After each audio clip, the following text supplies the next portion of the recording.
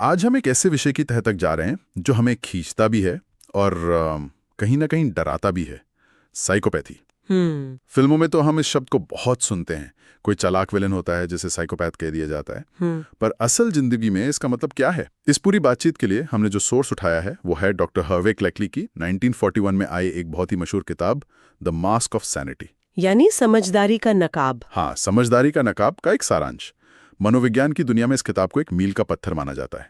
इसने पहली बार इस पहेली को सुलझाने की कोशिश की थी। और हमारा मकसद आज यही है कि हम उस नकाब के पीछे झांकने की कोशिश करें, ये समझने की कोशिश करें कि कोई इंसान बाहर से इतना नॉर्मल, इतना चार्मिंग, इतना समझदार, हाँ, इतना समझदार कैसे लग सकता है, जबकि अंदर से उसकी दुनिया बिल्कुल ही अलग हो। क्लेकली ने इसी को समझदारी का नकाब कहा था और हम आज इसी नकाब को परत पर परत उतार कर देखेंगे। चलिए फिर शुरू करते हैं।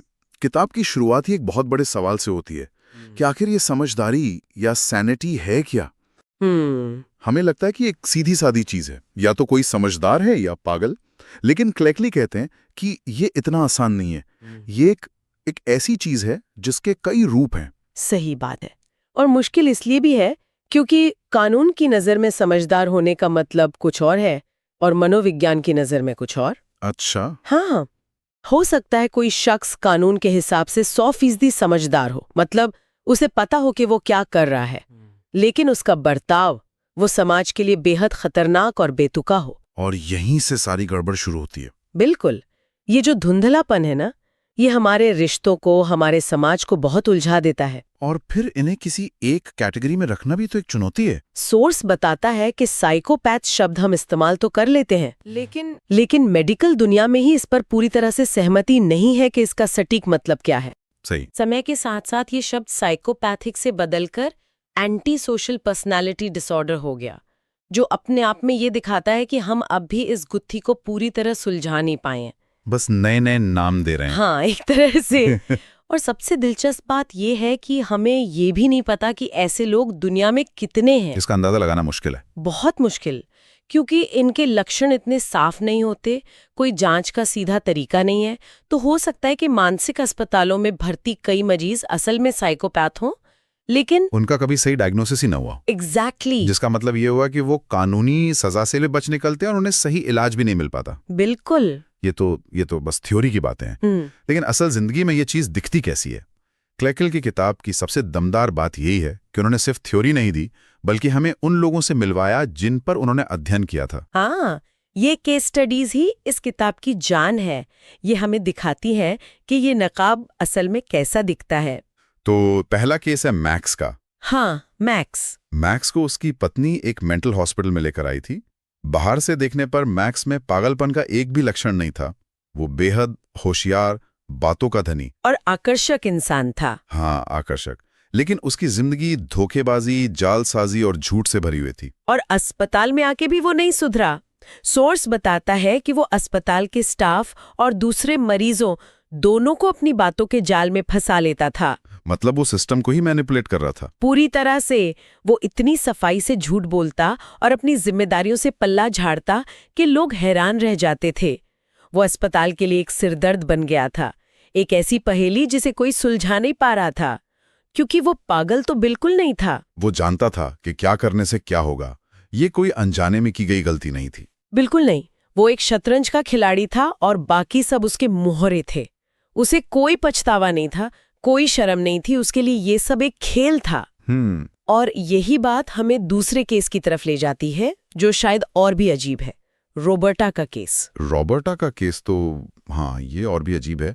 वो कोई बड़ी अपराधी नहीं थी, लेकिन उसका व्यवहार बिल्कुल बेतुका था। हाँ, वो सिर्फ 20 साल की एक लड़की थी जो अपने ही घर वालों और दोस्तों से लगातार झूठ बोलती और छोटी मोटी चोरियां करती थी। और ये चोरियां किसी जरूरत के लिए नहीं थी। बिल्कुल नहीं। वो ऐसी चीजें चुराती थी जिनकी उसे कोई जरूरत नहीं थी, और फिर पकड़े जाने पर ऐसा बर्ताव करती जैसे कुछ हुआ ही ना हो। अच्छा। हाँ, क्लेकली बताते हैं कि जब उसके घर वाले उससे सवाल करते तो वो गुस्सा नहीं होती थी, बल्कि हैरान हो जाती थी कि लोग इतनी छोटी सी बात का बतंगड़ क्यों बना रहे हैं। एक मिनट, हैरान हो जाती थी, इसका क्या मतलब है? क्या उसे वाकई लगता था कि उसने कुछ गलत नहीं किया? यही तो सबसे डरावनी बात है।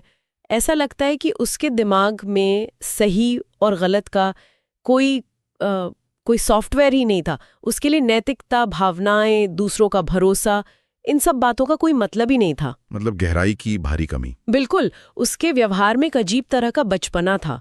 उसे इस बात से कोई फर्क ही नहीं पड़ता था कि उसके कामों का अंजाम क्या होगा। और फिर स्टेनली का केस है। स्टेनली का केस तो मुझे सबसे ज्यादा परेशान करता है। ये आदमी लोगों की जिंदगियों से ऐसे खेलता था जैसे शतरंज की बिसात हो। स्टेनली इस नकाब का सबसे बेहतरीन उदाहरण है। वो अपने आकर्षण और धोखे को एक हथियार की तरह इस्तेमाल करता था। कैसे? वो लोगों से दोस्ती करता, उनका भरोसा जीतता और फिर उन्हें धोखा देता। सोर्स में बताया गया है कि वो खराब चेक लिखता था, शादीशुदा होने के बावजूद कई औरतों से रिश्ते बनाता था। और जब पकड़ा जाता था तब बड़ी आसानी से किसी और पर इल्जाम डालकर साफ बच निकलता। उसके रिश्तों में क्या कोई असली भावना थी या वो भी सब दिखावा था? बिल्कुल, दिखावा। उसके लिए लोग सिर्फ इस्तेमाल करने की चीजें थीं। उसकी किसी भी रिश्ते में सच्ची भावनात्मक गहराई नहीं थी। वो प्यार, वफादारी, दोस्ती, इन सब की बातें तो करता था, लेकिन असल में मतलब नहीं समझता था। हाँ, वो बस इनकी नकल कर रहा था क्योंकि उसने समाज में लोगों को ऐसा करते हुए देखा था। तो अगर हम इन तीनों केसों को देखें, मैक्स, रॉबर्टा और स्टैनली, तो एक पैटर्न साफ नजर आता है। हाँ, और वो पैटर्न ही क्लेकली की पूरी थ्योरी का सार है। पहला, बाहरी तौर पर ये सब बहुत आकर्षक और नॉर्मल दिखते हैं। दूसरा, इनमें सच्ची भावनाओं की, खासकर सहानुभूति और पछतावे की पूरी तरह से कमी होती है। पूरी तरह से। तीसरा, ये बेहद गैर जिम्मेदार होते हैं और अपने कामों के नतीजों से कभी कुछ नहीं सीखते। सजा का भी इन पर कोई असर नहीं होता। इसको समझने के लिए एक उदाहरण सोच सकते हैं। मान लीजिए आप किसी डिनर पार्टी में जाते हैं और वहां किसी अजनबी से मिलते हैं। वो बहुत मजेदार बातें करता है, बहुत हाजिर जवाब है, और थोड़ी ही देर में आपको लगने लगता है कि यार कितना बढ़िया इंसान है। बिल्कुल। लेकिन जैसे जैसे शाम ढलती है, आप देखते हैं कि उसके बर्ताव में कुछ अजीब है। वो किसी बात पर जोर से हंसता है जहां हंसने की कोई बात नहीं थी, या किसी की बेइज्जती करके ऐसा बर्ताव करता है जैसे मजाक किया हो। आप उलझन में पड़ जाते हैं कि ये बस थोड़ा अजीब है या यहाँ कुछ गड़बड़ है। बहुत अच्छा उदाहरण है। वो जो उलझन वाली फीलिंग है ना, वही समझदारी का नकाब है। आप समझ नहीं पाते कि सामने वाले को किस खांचे में रखें। और यही उलझन हमें उस बड़े सवाल पर ले आती है कि समाज पर इसका क्या असर पड़ता है। हाँ, क्योंकि अगर एक्सपर्ट्स ही किसी को पागल या समझदार की कैटेगरी में नहीं रख पा रहे हैं, तो फिर हमारा कानून, हमारा मेडिकल सिस्टम ऐसे लोगों के साथ क्या करे? यही क्लेकली का उठाया हुआ सबसे बड़ा सवाल है। ये लोग किसी भी परिभाषा में ठीक से फिट नहीं बैठते, ना इधर के ना उधर के। हाँ, ये दिमागी मरीज नहीं है जिन्हें हमदर्दी और इलाज की जरूरत हो, लेकिन ये शातिर अपराधी भी नहीं है जो पूरी तरह से सोच समझकर जुर्म करते हैं। ये बीच में कहीं है। और इस वजह से, जैसा सोर्स बताता है, ये अक्सर कानूनी जवाबदेही से बच जाते हैं। हाँ। कैसे? मतलब अगर उन्हें कोई जुर्म किया है तो सजा तो मिलनी चाहिए, लेकिन होता क्या है कि उनका वकील अक्सर ये दलील देता है कि ये मानसिक रूप से बीमार हैं। अच्छा। वहीं मनोचिकित्सक कहते हैं कि इनमें बीमारी का कोई लक्षण नहीं है। इस कंफ्यूजन का फायदा उन्हें मिल जाता है। तो उन्हें ना तो जेल होती है, नहीं किसी मानसिक अस्पताल में सही इलाज मिलता है। वे बस सिस्टम की दरारों से फिसल कर निकल जाते हैं और बाहर आकर फिर वही विनाशकारी व्यवहार दोहराते हैं। और ये समस्या तो और भी बड़ी हो जाती होगी जब हम उन लोगों के बारे में सोचते हैं जिनमें ये लक्षण बहुत ज्यादा नहीं दिखते। बिल्कुल। सोर्स में इसके लिए अपूर्ण अभिव्यक्तियां शब्द का इस्तेमाल किया गया है। इसका क्या मतलब है? इसका मतलब है कि कई लोगों में साइकोपैथी के सारे लक्षण नहीं होते या कम मात्रा में होते हैं। ऐसे लोग समाज में बड़ी आसानी से घुल मिलकर रहते हैं। हो सकता है वो किसी कंपनी के सीईओ हो, या कोई बड़ा नेता हो, या कोई डॉक्टर। वो सफल होते हैं। हाँ, वो सफल होते हैं, लेकिन अपने आसपास के लोगों की जिंदगियों को बर्बाद कर रहे होते हैं, अपने सहकर्मियों की, अपने परिवार की। क्योंकि उनमें वो बुनियादी चीज, यानी दूसरों के दर्द को महसूस करने की क्षमता है ही नहीं। हाँ, और इसी वजह से उन्हें पहचान पाना और भी ज्यादा मुश्किल हो जाता है। एक हिंसक अपराधी को तो समाज पहचान लेता है, लेकिन एक आकर्षक बॉस जो अपने कर्मचारियों का मानसिक शोषण करता है, उसे कौन पहचानेगा? वो तो सफल और समझदार माना जाता है। नकाब यहाँ और भी ज्यादा मजबूत होता है। बिल्कुल। तो जब हम इस पूरी चर्चा को समेटते हैं तो जो तस्वीर उभरती है वो काफी परेशान करने वाली है। सबसे पहली और डरावनी बात तो यही है कि साइकोपैथी एक नकाब के पीछे छिपी होती है। एक ऐसा मुखौटा जो बिल्कुल सामान्य, आकर्षक और समझदार दिखता है, हाँ, और ये भी कि इसको पागलपन से नहीं बल्कि एक खालीपन से पहचाना जाता है।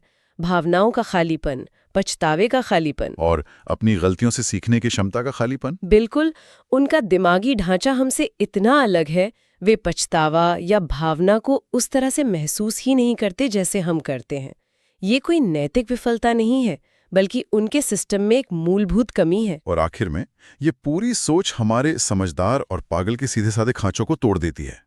ये समाज के सामने एक ऐसी दुविधा खड़ी करती है जिसका हमारे पास कोई आसान जवाब नहीं है। सही बात है। हम ऐसे लोगों के साथ क्या करें जो ना तो बीमार हैं और ना ही पूरी तरह से अपराधी। और यहाँ हम एक सवाल के साथ इस चर्चा को छोड़ सकते हैं।